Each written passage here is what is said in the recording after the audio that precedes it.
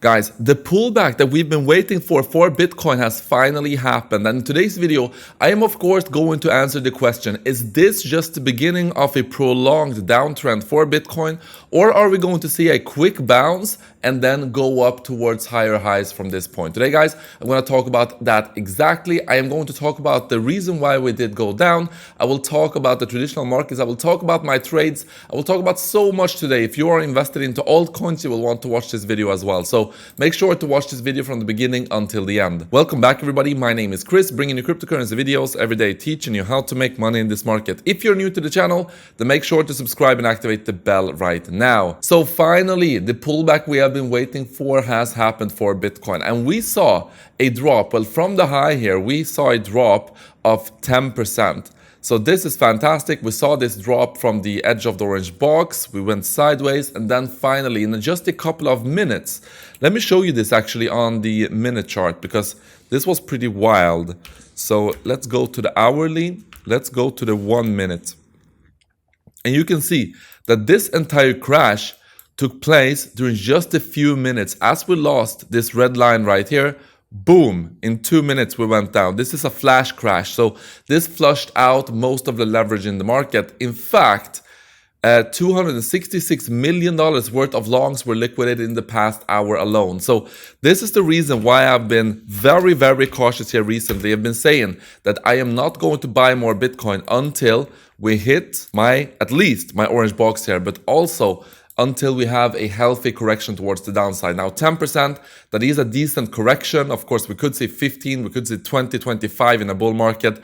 But now finally, we have at least had some kind of correction, which I have been waiting for. Because honestly, as you know, once we started to go above this red line here, I thought that we would struggle more with this red line. So although I was very happy that we were seeing this pump up to $45,000, this is where I became very, very cautious, because for me, this was an overextension until we had a healthy correction towards the downside. So now that we've had it, let's talk about what's going on for Bitcoin and what I see happening next. Well, the first thing is that if you look at traditional markets, you can see that traditional markets are not doing too bad. Traditional markets are still doing pretty good. So this has nothing to do with traditional markets. This was not a flash crash in traditional markets that caused this for Bitcoin. This is a Bitcoin isolated event. It was just the correction we needed because people were starting to get greedy, and the market always punishes people the most. So the people that have been punished right now are the people that were not buying at $16,000. They were not buying the dip all the way up. Instead, when all of the YouTubers, all of the Twitter guys, they started to get extremely bullish right here. They said, yeah, we're going to $55,000, $60,000, new all-time high within a week. So the people that have been sitting on the sidelines, they jumped in. Of course, not you guys that have been watching my channel, but the other, people, they were spreading a lot of hopium. So people jumped in right here. Instead of buying the dip, they jumped in right here, and now they're getting punished, and they saw that pullback, and most likely they have already exited their position at the bottom here, at close to my orange, at the edge of my orange box. And from that point, we saw a big bounce, of course. But this is how the market punishes the most amount of people the hardest. If you don't have a strategy, if you're not prepared for these things, the market can be very, very brutal. So what do I see happening here? Well, nothing has fundamentally changed for Bitcoin. Just like I said, traditional markets are still doing pretty well, and nothing has changed fundamentally for Bitcoin. This is just a healthy correction. So in other words, where's the most likely scenario where we're going to find support for Bitcoin? Well, this 4-hourly candle right here is vital. If we can have a little bit of a rally here on the 4-hourly time frame and close this 4-hourly candle above this red line, that would be absolutely huge. If we cannot close above the red line here, if the bears push us down, well, then it's looking likely that we could see another test down at the edge of my orange box here. But remember, guys, this is an orange box, and you know how strong they can be. So you can see the big bounce we had here from not even the edge of the orange box, just getting closer to the edge of the orange box. We did have this bounce. So I'm still bullish on Bitcoin. In fact, as you know, I've been cautious and more or less short-term bearish here since we crossed this red line. But now that we've had this pullback, I am back into optimism mode. Yes, we could have some more pullbacks, especially down to the edge of this orange box. And maybe we could even come down to this orange box down at 30, 38 and 37. But this is really the maximum I think we are going to see for Bitcoin in this specific time period. So that is the most likely scenario if we close below this red line. Now, why did we see the dip at this very moment? Well, if you watched my video yesterday, you know that I was talking about the total market cap chart here and how we were struggling with getting above that.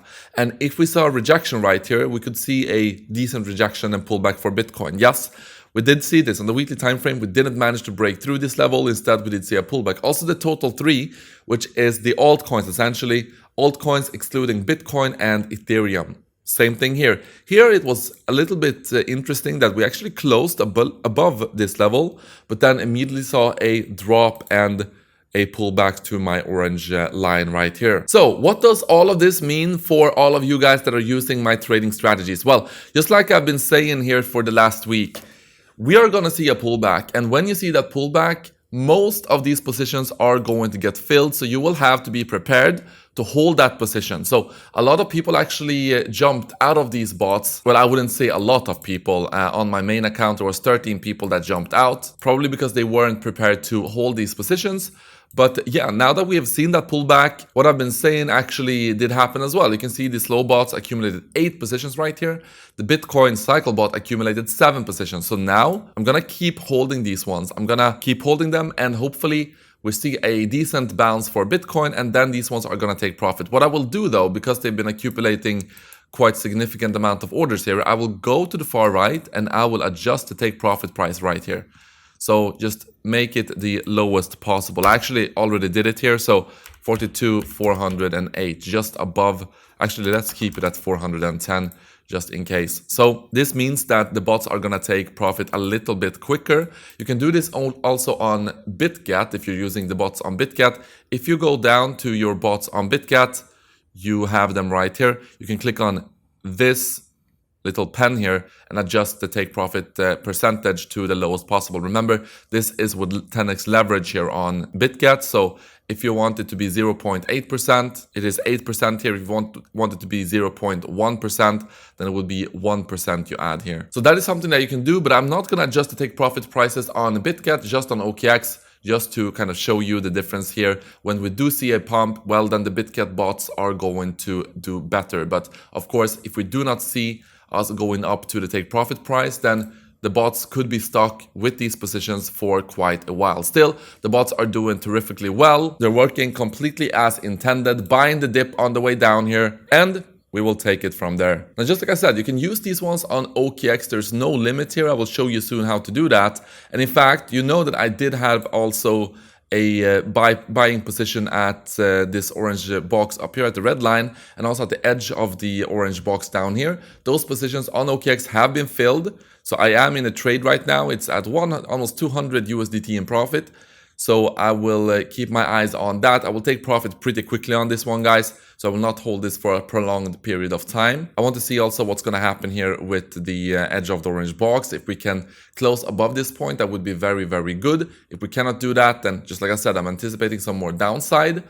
But if you want to use these trading strategies on OKX and on BitGet, we do have 13 spots left on my main account and about 70 spots left on my second account. So now you could have that opportunity to take advantage of this. If you want to do that, go to the description of this video. First, sign up to OKX, click join now, claim up to $60,000 in deposit bonuses right here. So once you have signed up, go down and with one click, you can set up the bots on OKX.